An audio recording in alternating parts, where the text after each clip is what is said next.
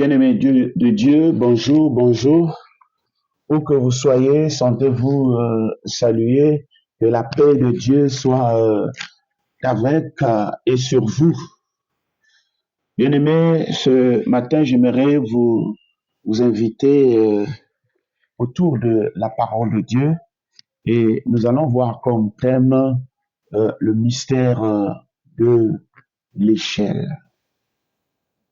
Et quand nous parlons de l'échelle, cela nous rappelle euh, le rêve que Jacob euh, a fait et qui se trouve dans le livre de Genèse chapitre 28, le verset 12.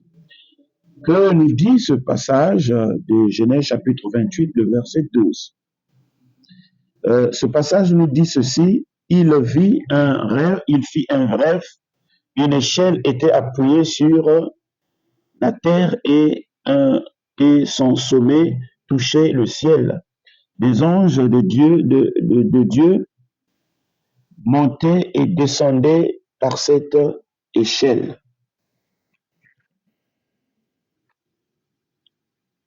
Et dans le second verset que je vais lire, qui se trouve dans le Nouveau Testament, ici c'est Jésus, notre Seigneur et Sauveur, qui est en train de parler et qui s'adresse à Nathanaël. Et qu'est-ce qu'il dit dans ce passage? Il dit dans Jean chapitre 1, le verset 51, il dit qu'il ajouta, en vérité, je vous le dis, vous verrez désormais le ciel ouvert et les anges de Dieu monter et descendre au-dessus du Fils de l'homme. Donc,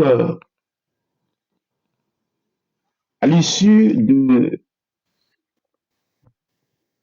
des lectures que nous venons de faire de ces deux passages, nous allons comprendre que l'échelle dont Jacob a rêvé, ou l'échelle que Jacob a vue dans sa vision, peut figurer notre Seigneur Jésus-Christ.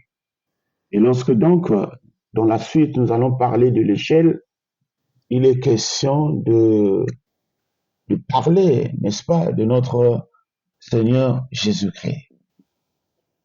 Bien aimé, l'échelle n'est que, si vous voulez, aussi un symbole. Mais chaque fois que la Bible euh, parle des symboles euh, qui, qui, se, qui se lient à la personne de notre Seigneur Jésus-Christ, effectivement, la Bible veut simplement nous parler des différentes fonctions de notre Seigneur Jésus-Christ. Vous savez que la Bible, la Bible est pleine de symboles. Parfois, on nous dit que Jésus, c'est le pain de vie. On nous dit également qu'il est la lumière du monde. Vous n'êtes que citer que ces deux exemples parmi tant d'autres que nous pouvons lire aussi dans la Bible. Donc, il faut comprendre ici que ce ne sont que les différentes fonctions qui se rattachent au personnage de notre Seigneur Jésus-Christ. Et pour aller plus loin, qu'est-ce que j'entends par l'échelle? Et il faut comprendre que l'échelle n'est qu'un dispositif, si vous voulez, permettant de monter, de descendre, généralement composé de deux montants de bois ou de métal munis de barreaux disposés à intervalles réguliers. Donc, bien aimé dans le Seigneur, Jésus doit jouer le rôle de l'échelle. En fait, il faut comprendre par ici, c'est une fonction que, parmi tant d'autres fonctions qui est ici conférée au personnage de notre Seigneur Jésus-Christ. Donc, l'échelle reliant la terre au ciel, en fait, il faut comprendre par ici que Jésus, en tant qu'échelle, n'est que, si vous voulez, cette voie ou ce chemin par lequel que l'humanité entière sera sauvée. C'est pourquoi dans Jean chapitre 14, le verset 6, il est écrit que je suis le chemin, la vérité et la vie. Nul ne vient au Père que par moi. Ça, c'est Jésus qui l'a dit. Donc, dans cette dimension de l'échelle, il faut comprendre par là que Christ est cette voie qui mène au ciel. Christ est cette voie qui conduit au Père. Et personne ne peut être sauvé si cette personne ne passe pas par le canal de Jésus-Christ. Personne ne peut être sauvé par la religion, parce que la religion, c'est l'effort que l'homme fait pour atteindre Dieu. Or, on ne peut atteindre Dieu par ses propres efforts. C'est archi faux. Non plus aussi, on ne peut atteindre Dieu par les bonnes œuvres. Donc, pour ceux qui s'appuient sur la religion, qui s'appuient également sur leurs bonnes œuvres pour être sauvés, qu'ils se trompent. Ils sont en train de choisir un mauvais chemin, une mauvaise voie. La voie qui conduit au salut, c'est Christ lui seul. C'est lui le sauveur du genre humain. Et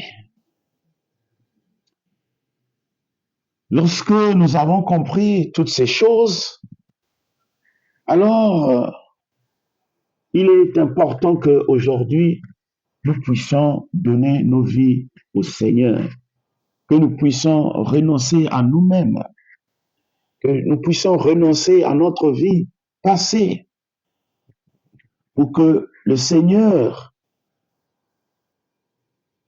fasse de nous des nouvelles créatures. Parce que lorsque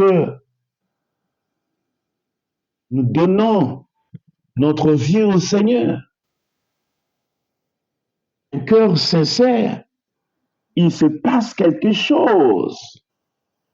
Il se passe que à la nouvelle naissance, nous recevons ce que j'entends ici par la nature de Dieu et nous recevons également la vie de Dieu. De cette manière, nous sommes nés de nouveau.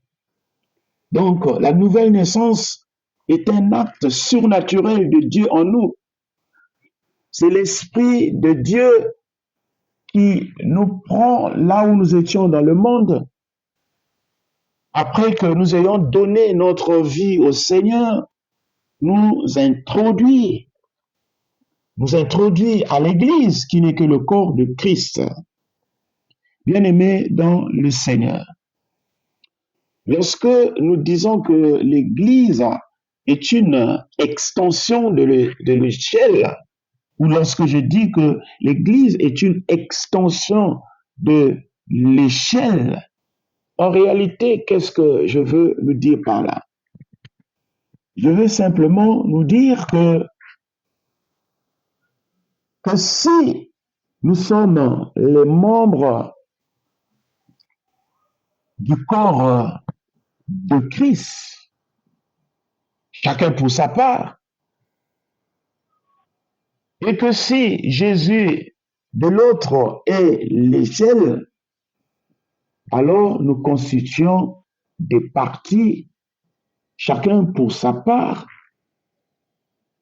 des parties intégrantes de cette échelle vivante qui est le Christ.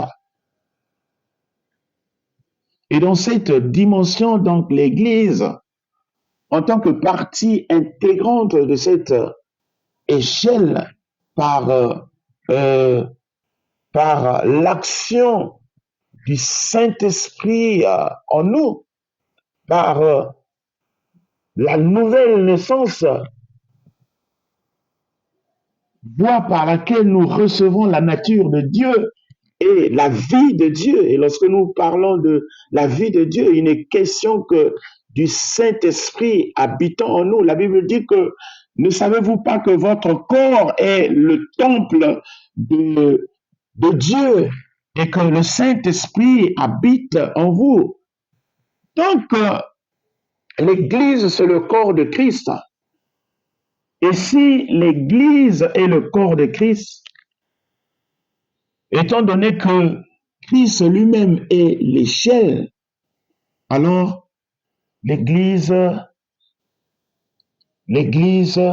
est une extension finalement de cette échelle qui n'est autre que le Christ. C'est pourquoi quand nous regardons un peu minutieusement le songe que Jacob a fait, à cette époque-là, on nous dit que l'échelle s'appuyait sur la terre. On ne nous dit pas que l'échelle s'appuyait sur un arbre, un animal, un objet quelconque. Non. On nous dit que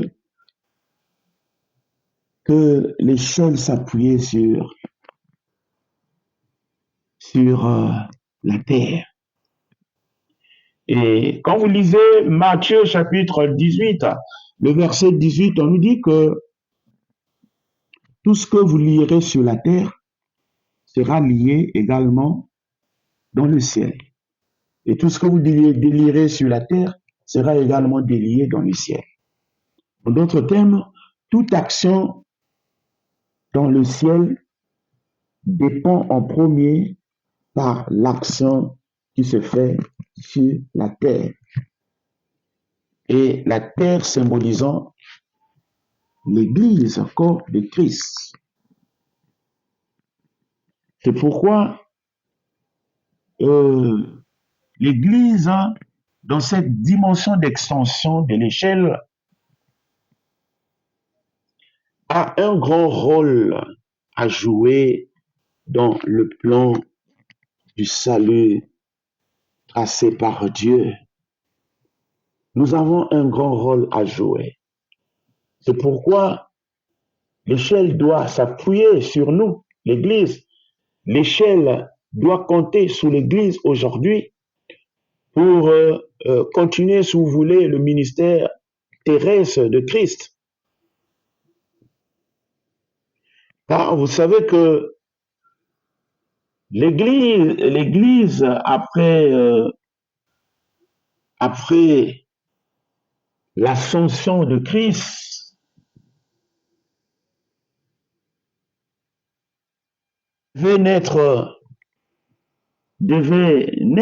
devait commencer au jour où, n'est-ce pas, le Saint-Esprit était descendu sur les apôtres et nous avons vu la naissance de l'Église primitive qui venait de commencer. Et nous avons vu des actions qu'ils ont menées ainsi par là, des guérisons, des délivrances. Et l'Église grandissait de façon qualitative et quantitative. Et l'Église a continué également à témoigner de Jésus, a continué à guérir les malades par les biais des apôtres qui étaient encore en vie pendant cette période. Mais aujourd'hui, les apôtres, tout ce monde qui ont existé pendant cette première ère que l'Église venait de naître, ne sont plus. Cela ne veut pas dire que l'action de l'Église ne doit pas continuer, non. L'Église, autant que l'Esprit de Dieu est encore sur cette terre, l'Église doit continuer encore à travailler. L'Église doit continuer encore dans sa mission. Et l'une des grandes missions que Jésus a conférées à l'Église aujourd'hui, c'est celle qui se trouve dans Matthieu chapitre 28. Nous allons lire rapidement ce passage. Écoutez ce que dit le passage de Matthieu 28, le verset 19 jusqu'à 20. Il dit que Jésus s'approcha allez donc, faites de toutes les nations des disciples, baptisez-les au nom du Père, du Fils et du Saint-Esprit. Enseignez-les à mettre en pratique tout ce que je vous ai prescrit. Et moi, je suis avec vous tous les jours jusqu'à la fin du monde. Bien aimé dans le Seigneur, l'échelle s'appuyait sur la terre aujourd'hui qui symbolise l'Église. Donc, Christ doit normalement aujourd'hui s'appuyer, si vous voulez, compter sur l'Église pour faire connaître, n'est-ce pas, la volonté de Dieu à ceux qui ne la connaissent pas encore aujourd'hui, avec quatre actions majeures que l'Église doit normalement remplir. La première action, c'est de aller. On ne nous dit pas que nous devons nous enfermer dans les quatre coins des murs de notre église. Non, non, non, non. Nous devons sortir. Aller. Pour aller faire quoi? Pour aller témoigner. Aller. Pour aller gagner les âmes qui sont perdues. Ces âmes-là qui ne connaissent pas encore Dieu, mais qui ont besoin également d'être sauvées. Parce que la Bible dit que car cela est agréable et à Dieu qui veut que tout le monde soit sauvé et parvienne à la connaissance de la vérité. C'est pourquoi l'Église, dans cette dimension de l'échelle, doit s'étendre. Et pour s'étendre, elle doit aller. Elle doit aller. C'est la mission. Et deuxième chose, faites de toutes les nations des disciples. La deuxième mission, c'est de former des disciples. On ne nous a pas dit de faire des membres de nos églises des fanatiques, non, mais des disciples de notre Seigneur Jésus-Christ. Un disciple est celui qui fait ce que son maître lui demande de faire. Et nous avons comme maître Jésus-Christ. Jésus-Christ. Donc, nous devons former des disciples et pour la plupart des problèmes que nous connaissons dans nos églises, il y a peu de disciples, mais trop de membres qui viennent, qui n'ont pas d'objectif, qui n'ont pas, si vous voulez, de conviction, d'engagement dans le Seigneur. Les gens viennent parfois à l'église ou de rendez-vous simplement, viennent à l'église pour des besoins qui sont les leurs, les besoins qui sont particuliers, qui n'incluent même pas, si vous voulez, le plan du salut. Mais si nous voulons que l'Église soit vraiment une extension de l'échelle, alors l'Église doit se mettre également à former des disciples. En dehors de ce deuxième principe de former des disciples, l'Église est appelée également aussi à baptiser. Baptisez-les au nom du Père, du Fils et du Saint-Esprit. Donc la troisième mission, c'est de baptiser. Et enfin, la quatrième mission, au verset 20, on nous dit, enseignez-leur à mettre en pratique tout ce que je vous ai prescrit. L'Église doit également enseigner la parole de Dieu. Les gens ne doivent pas seulement se borner à écouter la parole de Dieu, mais les gens doivent mettre la parole de Dieu en pratique. Et pour cela, l'Église doit commencer à enseigner. C'est pourquoi il est important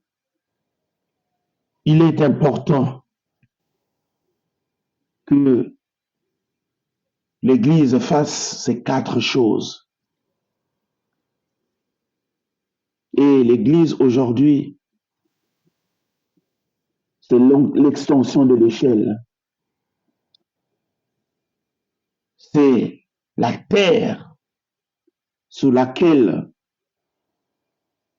l'échelle qui n'est autre que Christ doit s'appuyer pour étendre le royaume de Dieu, pour élargir le royaume de Dieu.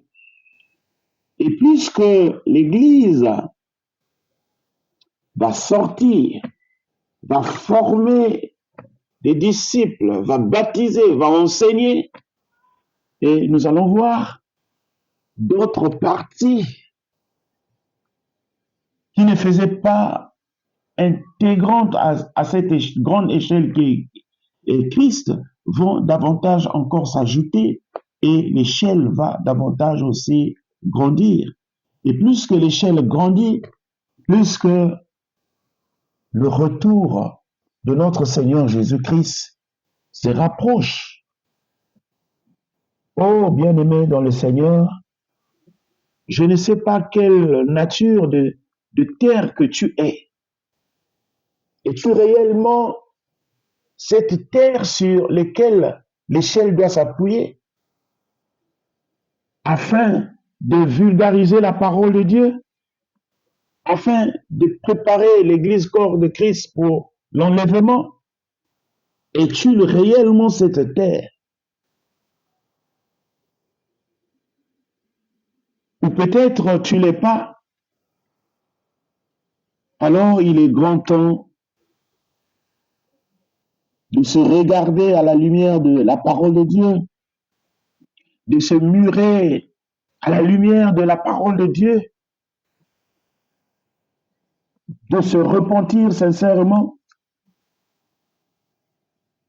afin que vous puissiez jouer un rôle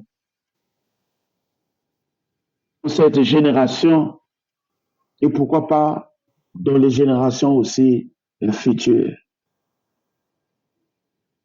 Et c'est pourquoi la vraie repentance ne s'arrête pas seulement à la reconnaissance du péché, par le chagrin qu'on peut éprouver au plus profond de son cœur, non.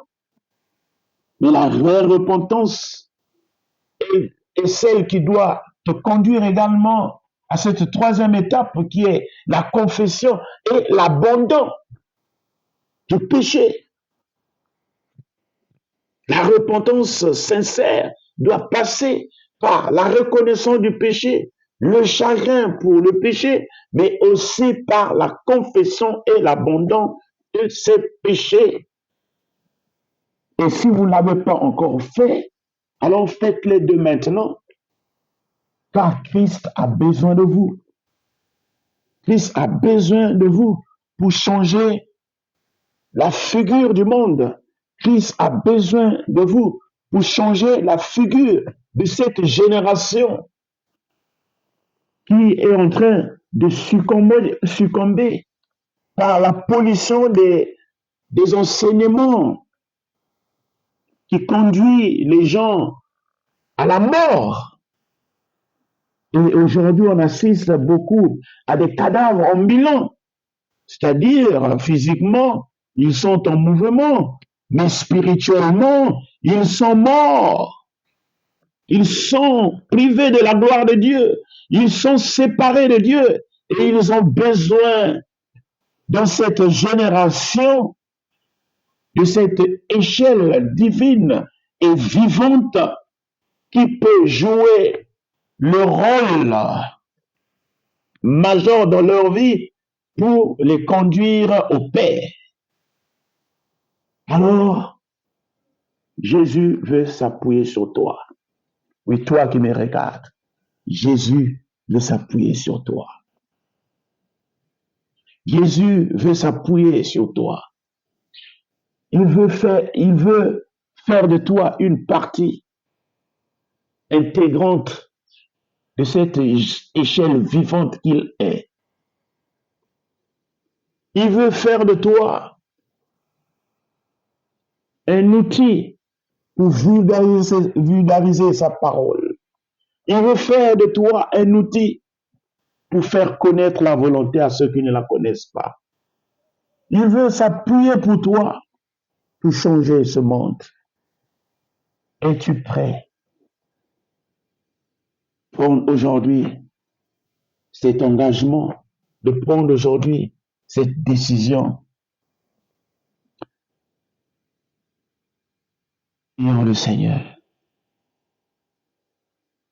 Éternel Dieu des armées, éternel Dieu tout-puissant, Dieu d'Abraham, d'Isaac et de Jacob, Père de notre Seigneur Jésus-Christ, notre Père, nous te sommes infiniment très reconnaissants de nous rappeler l'Église est une extension de l'échelle. L'Église est une terre sous laquelle l'échelle qui est le Christ devait s'appuyer pour accomplir le plan divin. Oh Seigneur, mais nous ne sommes pas dignes de toi tels que nous sommes présentement.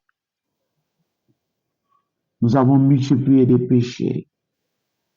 Nous avons fait ce qui est mal à tes yeux. C'est pourquoi nous te demandons de nous pardonner. Pardonne-moi, Seigneur Jésus. Pardonne également ma sœur qui me suit. Pardonne également mon frère qui me suit. Nous ne voulons pas rater ce grand rendez-vous. Tu nous donnes aujourd'hui d'être une extension de l'échelle pour jouer un rôle majeur, un rôle important dans ce plan du salut. C'est pourquoi, Seigneur Jésus,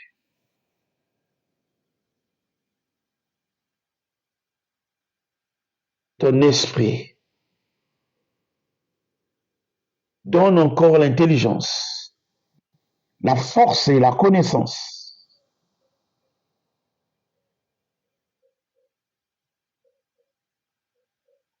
de rentrer dans cette vision de l'échelle divine pour que la figure de ce monde soit changée, pour que les âmes qui sont perdues soient gagnées à Jésus, pour que les âmes soient préparées également pour le second retour de notre Seigneur Jésus-Christ, pour l'enlèvement. Ô Seigneur, nous disons avec toi encore merci une fois de plus. Gloire te revienne. Au nom de Jésus, que nous avons ainsi prié. Nous disons Amen.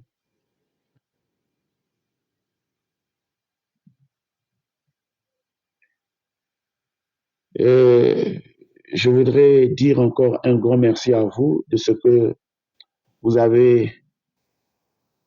m'avez donné une partie de votre temps pour rester fixé sur cette vidéo et entendre ce que j'allais dire. Encore une fois de plus, merci infiniment. Que le Seigneur vous bénisse. Que la paix de Dieu continue encore à demeurer sur vous.